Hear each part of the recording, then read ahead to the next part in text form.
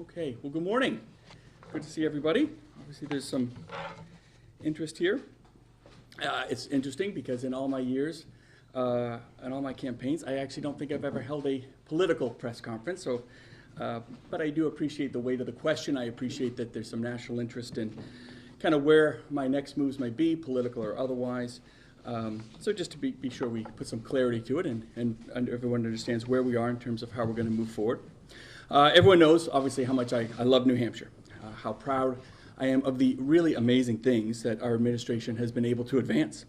It started back in 2017, the big initiative of fully funding kindergarten, and we just haven't taken our foot off the gas from there. Everything from tax cuts and mental health reforms, our new SUD system, school choice, and of course, the management of the COVID pandemic, which continues today.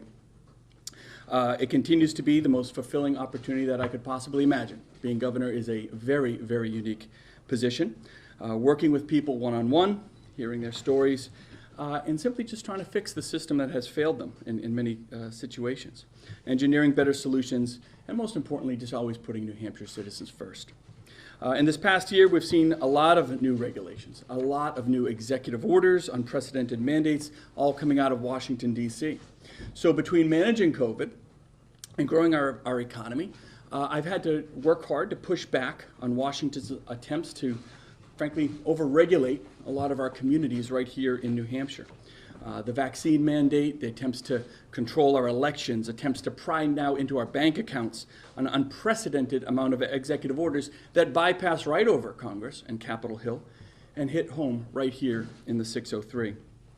Obviously, with progressives controlling Washington, D.C., there's a lot of interest in this Senate race. That's appreciated and understood. It's clearly seen as one of the best opportunities America has to have a 51st vote to stop Chuck Schumer from implementing what we all see as a losing agenda for America. I've heard from countless voices across the country. It's been very interesting. The vast majority of them all urging me to run for the U.S. Senate. They give me advice on everything from family and schedule, policy, leadership opportunities, what the Senate entails, and I do appreciate everyone who has reached out. The Senate is clearly a very different place in terms of expectations, accountability, successes. As governor, the job really demands a 24/7 accountability. The people of our state deserve nothing less, and it's where you can be the most impactful. Sometimes there could be a dozen key decisions in a day as a governor that have to be made, and all can have an incredibly direct and positive impact on individuals' lives. Not so much so in the Senate. It's a much slower pace, and frankly, too often doing nothing is considered a win. And I appreciate those that understand the need for more managers in Washington. I do. More accountability and a connection with Congress that frankly is completely unconnected to the things that face the average American.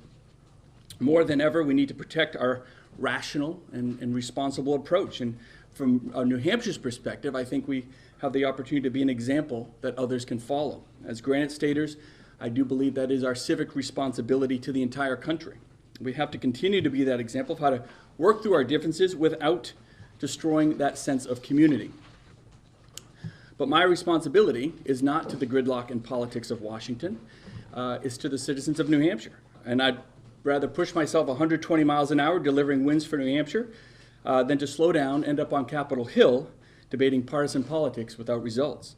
That's why I'm going to run for a fourth term, and I'd be honored if the people of New Hampshire would elect me again as their governor. We have a lot more to do to protect the interests of New Hampshire citizens, and it's just clear that I can be most effective doing that here in the corner office in the Granite State. Managing COVID, making impactful relief and recovery investments, fighting Washington mandates and these unbelievable executive orders, again, that things that we just haven't seen come out of Washington before, cutting taxes and regulations. I'm really proud of the work that we've done and continue to do on mental health, rebuilding our SUD system, better serving kids, crafting policies that keep our state's economic engine running, and there's just so much more that we can do. But a U.S. Senator does none of this. A governor must be accountable and deliver results. It's what I've done. It's how I can best serve New Hampshire and defend its values. The good news for the Republican Party and our country as a whole is that the people in New Hampshire are clearly ready to replace Senator Hassan. We have some great potential candidates that have privately expressed their interest in running if I chose not to. And all the polls indicate that the seat can easily be won. I want to take a moment and just recognize my family. Obviously, that was a big consideration here. And maybe it goes without saying that the sacrifices of my family are perhaps the greatest consideration of all.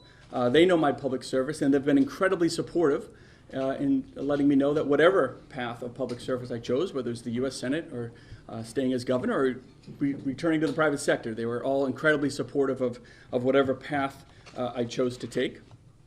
My commitment is obviously that as a dad, raising his kids so they can enjoy the same amazing place that I had the opportunity to grow up in, so that them and their kids and their kids' kids can all have their own Super 603 days, right? I also want to take a moment and acknowledge my fellow governors. A really important aspect to my decision process, specifically, frankly, the Republican governors in this country that I've worked very, very closely, sometimes on a day-to-day basis with, especially during the COVID pandemic. Frankly, they're simply some of the best and brightest individuals that I've ever had the honor of working with. Republican governors in this country especially, they understand accountability and delivering results, transparency, moving the ball forward, a lot of those core beliefs in terms of public service that I share. They've banded together, especially during the COVID pandemic, in a really unprecedented way. And it was just such an honor to be part of that team. It's a small club, to be sure, but one that has to stay on the job 24/7. I can't thank them enough for every effort that they put forth, from Charlie Baker in Massachusetts and Mike Parsons in Missouri and Doug Burgum in North Dakota. I could go through the whole list. Some of my best friends and some of the best individuals that I've ever had the honor of working with. And frankly, that's a group that I really want to continue to be a part of and to be working with. They get results, and I love that. I really do. I also want to close by recognizing members of my administration. They are also a big reason of why I chose to run again. I have a great team of commissioners, a great team of executive staff that really understand what we're trying to do here in terms of delivering services in an accountable way and making sure that we always put the individual, not politics, not big government, but the individual has to come first. And we've been really, really good at doing that here. You only get one life to live. I'd be honored to be provided the opportunity to spend a few more years doing what I love with the people I love and serve across this amazing state. So I suppose I could, there's a lot more that could be said, of course, but we can then open up for questions and get back to, I do have to go to work later today, so. Great. So a lot of Republicans were hoping that you would be part of the 2022 map. Senator Scott hinted that this might be your decision. He said a few weeks ago on radio, if anyone knows Chris Sununu, please call him and tell him we need him in the U.S. Senate. What are you saying to the Republicans in the state who are disappointed about what they hope would be a race next year, and across the country who think that the national issues are so important they need all hands on deck? So I think the national issues are incredibly important. I think it does require an all hands on deck effort. Two things. This idea that I'm the 51st vote in the U.S. Senate that would get rid of Chuck Schumer. I frankly think the Republicans are stand to win 53, 54 seats in the U.S. Senate, including New Hampshire. And it's not just Chris Sununu that can win that race. That's very clear from all the polls that are out there and the opportunities. I understand all the attention's been on me, but without a doubt, there's a lot of other really good candidates out there that could win this seat. And just being a placeholder for a couple years where we just keep pushing back in Washington, there's a role for that. And there's other good legislation that has to be passed in Washington. But that doesn't fit, I think, the skill set and the responsibility I have to New Hampshire. This is a country of, we're a republic. The states are the ones that created the federal government. I love that concept because we're the ones that matter, if you will. We're the ones that can be the most impactful. And COVID proved that. I mean, COVID, if there was ever an 18-month period where governors were on the front line managing the day-to-day, well, the federal government just passed policy and funding, and that there's an important role for that, of course. But at the end of the day, I love designing solutions and engineering. And so my skill set is, in terms of leadership, in terms of management, this is definitely where it fits best, not just for myself, but for the citizens of the state. And that's my first priority. You talk often a lot about family when you're around the state. Your brother went through 2 rough and tumble Senate races. Did you talk to him about that No. experience? Or? No, look, I love my brother John. He's great. But no, I very intentionally didn't because that was a very different time, and we're different in terms of our approaches and all that, and so I did my best in that aspect, not to mix family and business, so to say. I did with obviously Valerie and the kids a little more closely, and I asked my dad for a little bit of advice in the last couple of days just to get his sense. My dad's always very good about not giving unsolicited advice, but he gave the right advice as well. Not about running or not running, but just making sure that whatever you do, you have to do it for yourself, not because of the national pressures and all that stuff. You have to do what is right for the state and right for your family. Governor, can you walk us through some sort of a timeline on this in terms of, was there a period in time when you were leaning and were close Absolutely. to running for the Yeah. United States Senate? This weekend? Just a little bit. I mean, yeah. Just talk a little bit about that, and then what ultimately, if you could just embellish on what ultimately I understand. led to this decision. So no, there's definitely a period when I was definitely leaning to running, and I've kind of gone back and forth a little bit. And it's not because I'm wavering, but as you get more information or look at things in a different perspective, talk to a lot of individuals that I respect. The issue of whether we could win and all that, I think I've been very clear. That was never an issue, or raising money, never an issue at all. I feel confident what the result would be, and I feel confident that others could do it.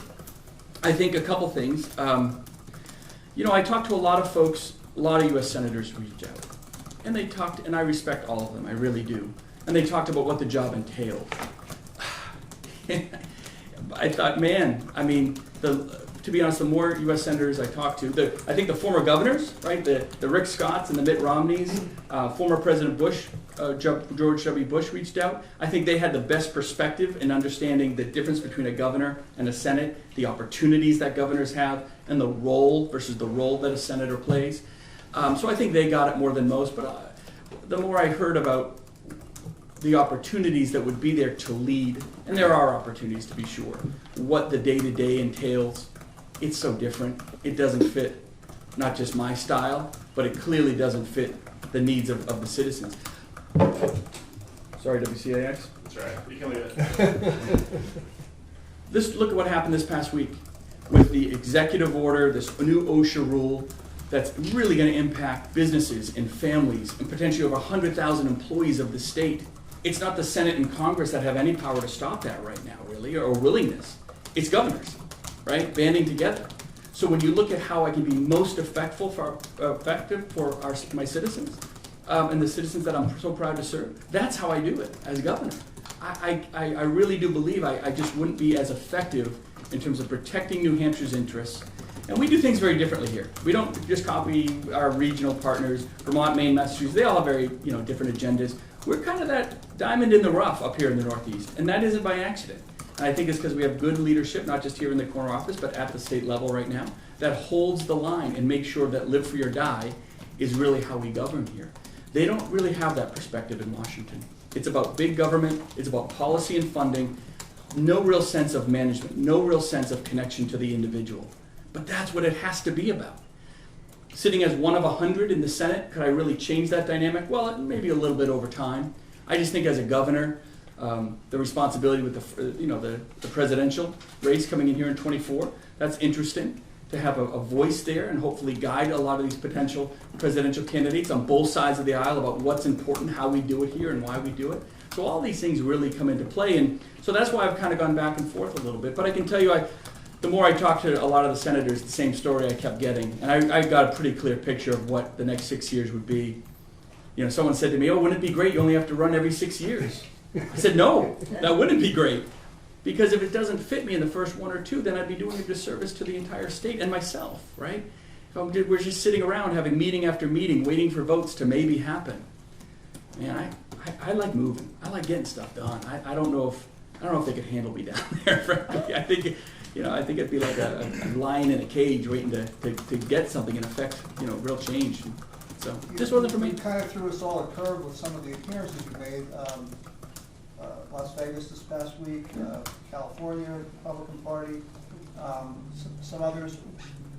What was that just part of the decision-making process? No, that really, yeah, so that's very interesting. I mean, I haven't been too public about that other than to say that really had nothing to do with supposedly the decision-making process. I'm a 3-term governor.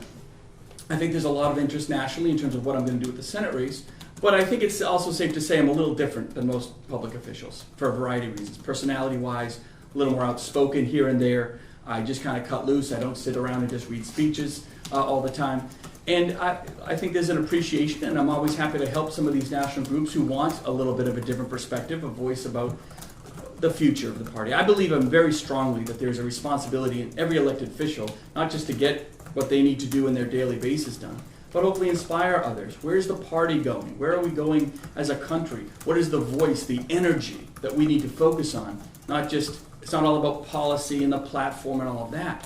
It's got to be about public service first. And I'm pretty outspoken about that, and a lot of groups that just ask me to come visit and speak and whatever. I'm always happy to do that. But in never one of these meetings or these national things I've done, and I will continue to do, never asked anybody for money. I've never been politicking or campaigning. None of that. So, but I'm going to hopefully keep doing it. I like doing it. I think there's a unique perspective there. I tend to be a little younger than, not that young, I get it, I'm 47, I know. But maybe tend to be a little younger with a little bit of a different voice than other folks, and I'm always happy to provide that on a Last national thing, stage. I promise, last thing for me. Sure. When was the tipping point? Was there one? When was the final tipping point? 7:45 this morning, maybe. No, I don't think it was a tipping point. I think maybe a month ago I started, or a couple months ago I started thinking, you know what? Maybe just over time, the more I spoke to some of the folks in Washington, I realized that, you know what, I've been criticizing Washington for a long time, and I guess I was right. I guess it wasn't just rhetoric. It was just a place that was not conducive to my leadership, frankly, and what I try to provide in terms of public service. Governor, speaking of... Oh, sorry, let me just go ahead and then I'll come back to it. Just talk a little bit about the challenges of running for governor again. Things Oh, sure. have shifted. You've faced significant opposition from within your own party. The recent budget obviously has upset a lot of Democrats and independents. So talk about sort of your path. Yeah, so I haven't really thought about that too much. I just kind of do my thing. I don't worry about the politics. I don't start campaigning immediately after elections and all that kind of stuff. I've always had a philosophy, and it's different than other governors, where you ignore politics as long as you possibly can. I mean, that's one of the reasons I also wanted to wait on this decision, because I think the state shouldn't be constantly embroiled in a political race with all that negativity and all of that. But that also allows me to get a lot more done. And I think this last budget, we got a lot done. And of course, the more you do, the more, you could sit back and kind of not do a whole lot and keep everyone mildly happy. But are you really moving the ball forward? Are you committing to the commitment that you made to the people of this state that you're going to drive and actually produce results? And we've been able to do that by ignoring politics. Now, we'll keep doing it, hopefully as long as, sometime next year a real race will kick up and all of that. I don't know who I'd be running against. I don't really worry. I never worry about that. Like I said, this is the first time I've ever done a formal announcement of what I'm going to do politically, because these are the ABCs of me. People know who I am. People know what we're about. If you're with us on some of these policies and what we've done, that's great. And if you're not, that's okay too, right? You kind of do what you got to do and let the chips fall where they may. So I don't worry about the politics so much. We're just going to keep moving forward. So a lot to do here, especially on the management side, not just legislative. I mean, what we're doing with mental health right now, that's exciting to me. I'm working with veterans on a program that is going to be transformative for the state. The Doorway program that we basically blew up the old system of how we treated treatment and recovery and opioids in the state, created a whole new system around it, and we're getting pretty incredible results. We've got a long way to go, but we're clearly one of the states leading the charge now in the country in terms of redesigning a system and getting results and seeing our numbers fall as they should. So that's all really exciting. To say we're just going to check the box, take the win, and walk away, no, there's still a lot more to do. And so that's what I'm going to focus on, and hopefully it resonates. I think it does. I try not to stare at the poll numbers too much, but obviously people are still pretty happy with where we're going, how we've managed the pandemic, and the COVID issue is still very much there. I mean, our numbers, as unfortunately we predicted 6 months ago, are really going to skyrocket this winter. And so I have a responsibility to be able to focus on that as well, not just worry about campaigns and all that stuff. Really focus and bear down and make sure that we're delivering results for the state. So you didn't consider leaving government? I mean, not many governors go for 4 terms. No, I considered that a little bit. I did, to be sure. I just think at the end of the day, there's a lot of opportunity, without a doubt. I had a lot of folks coming in and asking me to come work for them and all that. Like who? A lot of private businesses, yeah. So there was opportunity there, to be sure. But I just feel like we're not quite done the job here in terms of what I not just what I wanted to achieve. We've started a lot of cool projects. I mean, yesterday we cut a ribbon for the new expansion of the nursing school at UNH, a big issue that I drove on back in 2018. We got it across the finish line. We cut that ribbon yesterday. That's an amazing opportunity for healthcare workforce in the state. So to be able to see that come to fruition and have a few more projects still in the pipeline, we gotta see a lot of this stuff still through. It'll never be at a point where we say, okay, we're done and ready to go per se, but there's, without a doubt, we're still at a big transition moment here in the state, both management-wise and politically. And I think, frankly, the best path, not just for me, but I think for the citizens in terms of keeping this amazing momentum going, is to stay as governor. Governor, you talked about wanting to shape the Republican Party also a few minutes ago. Yeah. If you win re-election, you'll be a 4-term governor. Have you ruled out running for president? I haven't ruled out going to Washington. Yeah, it's just not as senator right now. That's for sure. I'll just say that. You haven't ruled out going to Washington, you're saying? No, I would go to Washington, but it has to be in a position, in a management, in a form that fits where I can best serve, right? And so I would just say, I'm not saying I'm not going to D.C. I'm just saying Senate and Congress is probably not for me, at least right now. So it's still on the table? I think I'm an engineer. I keep all my options on the table. I really do. You never know what tomorrow is going to bring or what the issue of the day is going to bring. So I've had people talk to me about that, but I'm focused on the state right now. Short of running for president, could you see yourself as part of some other Republicans' administration? I suppose. Yeah, I never really thought of that, but I suppose, again, if the position's right and I can serve, I'd consider something. Like a management, like a cabinet position or something, I guess. Yeah, I haven't really thought about that, but probably more, it's a manager, right? If we can actually deliver results and get stuff done, I can help both the state and the country. I'm always willing to do that.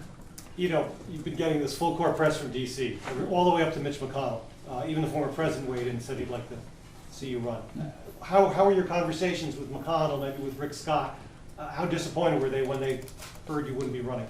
I guess you'll have to let them know. I haven't talked to them. So there was no advance warning in the last couple hours to anybody in Republican leadership in DC? No, this isn't. Look, I appreciate everything that they've said and the confidence they have in me, but this is about New Hampshire, not about Washington. So I'm going to talk to the folks that I represent first and foremost. That's the citizens of New Hampshire, not DC. So I respect everything that they've done and everything they've offered, but I'll probably have some conversations with them after this. But this is about the 603.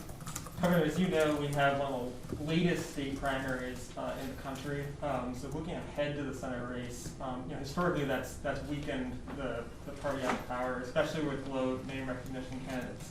With you out of the running, what do you look ahead to that Senate race? What do you think is important for whatever candidate comes forward in order to kind of beat that historical disadvantage of the drawn-out primary into September? In terms of, so you're asking, can you just rephrase the question? I just want to, like, how does a Republican get and win? How do you overcome what has been in the last few cycles a difficulty for the party out of power with such a late primary to try to coalesce around a general election campaign against an incumbent senator? I think any good candidate can win almost any race, but you have to be a good candidate by being real first. You have to be able to look somebody in the eye and tell them what you're about. Spend the time. It's not just about money. It's not just about name ID. That's been proven, right? Look at what just happened this past week in New Jersey, in Virginia. I mean, that's absolutely been proven. It's not about the incumbents that have name ID and money. Just the opposite a little bit. I think America sees what's happening in Washington. They want to change, and they're going to respond to that. So any good candidate that comes up that can offer that change of pace, that can have some moderation and make sure they're putting New Hampshire citizens first. I've been very clear about where I feel the federal delegation has gone. They have not put New Hampshire citizens first, like literally almost never, right? They want to get rid of the Electoral College. They want to take over, have Washington control our election system, which is one of the best, frankly, election systems in the country with all this integrity. They're always putting a national Democrat Progressive Party platform first. Anyone who steps up and says, can we just be about the 603 and lead from the front? And that was why I was very intrigued about potentially being a senator. I thought I could do that.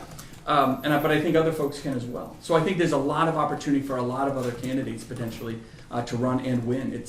We've always shown in New Hampshire, it's not about money and name ID. It's just about the best candidate to do the job. You've been critical of... Oh, sorry. Governor, are you at all concerned about the future of the Republican Party?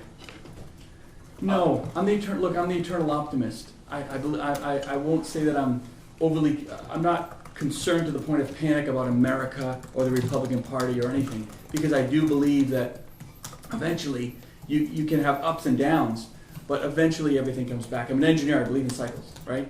And so we could be in a tough cycle. But look what's happening. I mean, good Republicans won in Virginia, a lot of good new Republicans won in New Jersey, and this was an off year, right? Imagine the opportunity in a strong year.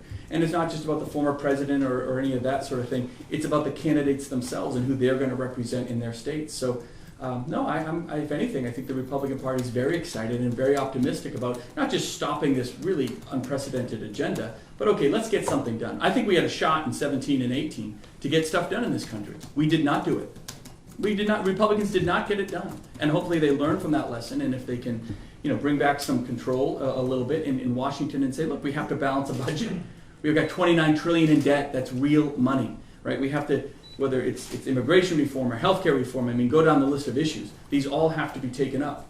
There's not a lot of willingness to do that, and hasn't been in the past. And hopefully they've learned from that. And I think that you're going to get a lot of new candidates with some new ideas, and we just want to get stuff over the finish line. So that's exciting. There appears to be a divide. Locally, you can point to executive council votes, here in the state. Nationally, you can point, McConnell, Romney, Bush, the names that you mentioned have been attacked by the former president.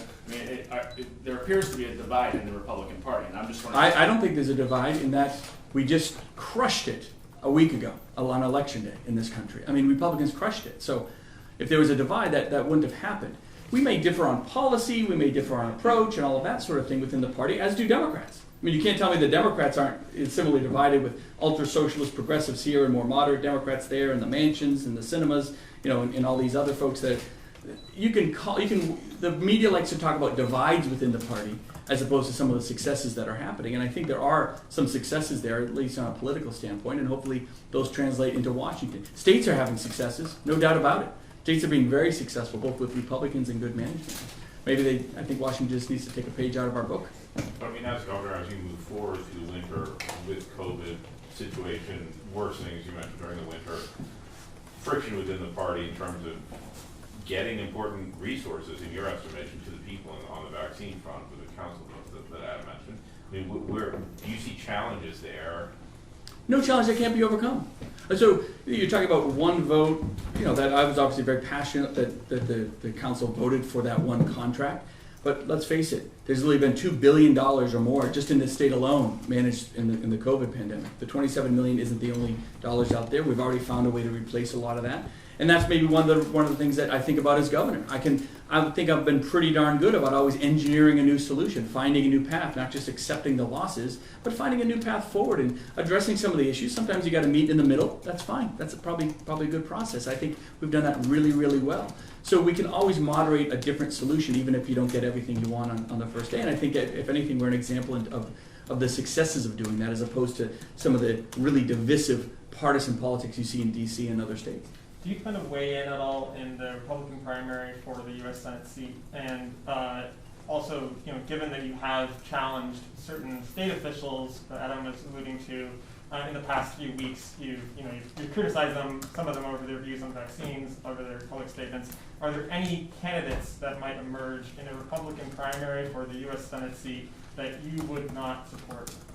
Or I haven't even envision thought. a candidate that you would Yeah, not? no, I haven't really thought about that. I would say if there's a great candidate running for the U.S. Senate that I want to get behind, I'll get behind him. I'm not one of these individuals that thinks, well, as governor, I'm not going to support people in primaries or anything like that. I'm always happy to help candidates I believe in. I have no problem with that. But I have no idea exactly who's going to run. I have some idea of people that are thinking about it, but we'll see where all that goes. Governor, the Democrats in the state, they've been going after you for years, but it was a full frontal assault. Not very successful. Not very successful. But on abortion, it's been nonstop, going all the way back to the budget. Was that any part of your decision? Oh gosh, no. No, look, you're talking about a specific issue that happened a few weeks ago. I would just say this: the more money you see Senator Hassan and this dark money organization, nobody knows where their dollars are coming from. They've all spent millions of dollars against me. Over $10 million has been spent in this past year against me, and I'm not even running for anything. Their numbers are going down, okay? So they kind of keep trying to stir up the same attempts at an issue and all of that stuff. It could be this issue or that issue. They haven't had a whole lot of luck, and And I'll tell you, I think it's just because we just keep moving forward. I don't worry about that stuff too much. If you agree with a certain position, great. If you don't, that's fine too. I got a job to do every single day. I try not to worry about that. And neither, I don't, clearly the people of New Hampshire responded. I mean, I'm leading in every hypothetical poll for the US Senate, and I haven't spent $1 or even started trying to run yet, right? Imagine if I actually did.